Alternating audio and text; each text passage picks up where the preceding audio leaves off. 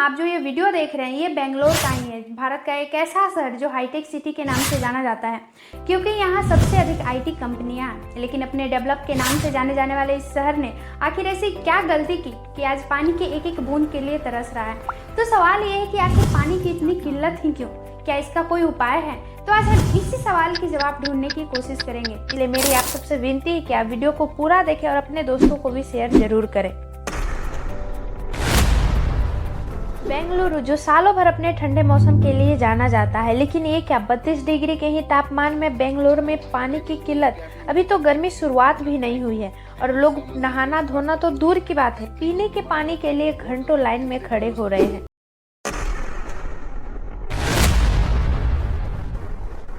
बेंगलोर जिसकी कुल आबादी लगभग 1.4 करोड़ के आसपास है, जिसके लिए डेली लगभग 270 से 280 करोड़ लीटर पानी की आवश्यकता होती है और जिसके लिए 145 से 170 करोड़ लीटर पानी की आवश्यकता जो है वो कावेरी नदी से पूरा की जाती है और बाकी के बचे पानी की ज़रूरतों को बोरवेल से पूरा किया जाता है। लेकिन अब पानी की इतनी ज़रूरतें भी पूरी नहीं हो पा रही है।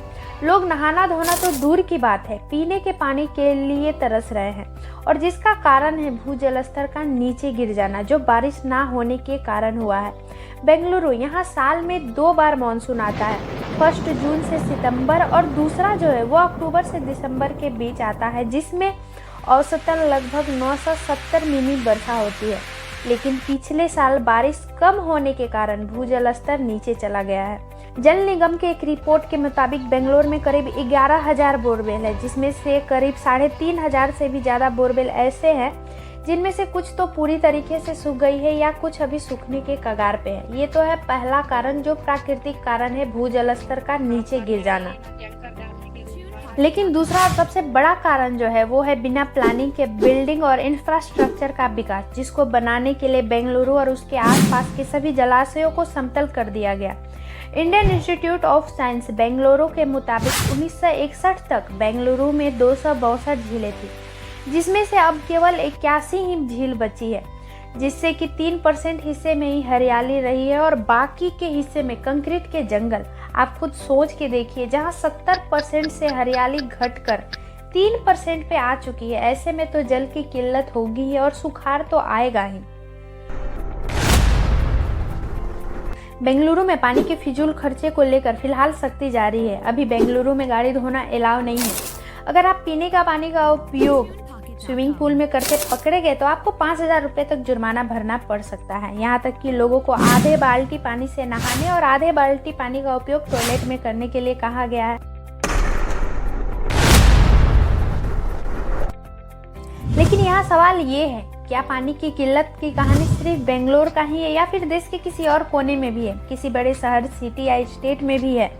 जी हाँ दोस्तों, पानी की किल्लत केवल बेंगलोर में ही नहीं है, बल्कि हैदराबाद में भी यह संकट देखने को मिला है।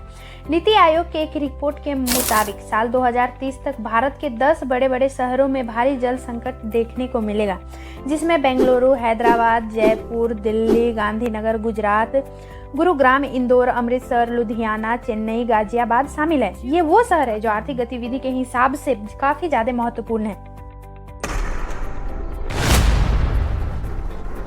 लेकिन अब ये सवाल ये है कि आखिर ये जल संकट को दूर कैसे किया जाए? क्या इसका कोई उपाय है?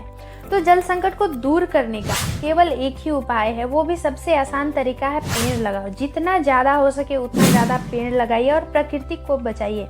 अगर आप खुद पेड़ नहीं लगा सकते तो सदगुरु पिछले कई सालों से एक अभियान चला रहे हैं, जिसका नाम है कावेरी कॉलिंग। आप उस पर जाकर डोनेट कर सकते हैं, लिंक मैं नीचे दे दूंगी, जिसमें एक पेड़ की कीमत जो है वो 42 रुपये है। आप जितना हो सके उतना डोनेट कर सकते हैं। मैंने तो कर दिया, अब आप भी कीजिए, क्योंकि ये जरूरी भी है कि अगर अपनी प्रकृति को और अपने नेचर को बचाए रखना है, जल की किल्लत से बचना है, तो पेड़ जरूरी है। और हाँ, जाने से पहले हमारे चैनल को भी सब्सक्राइब जरूर करें, क्योंकि ये भी जरूरी है।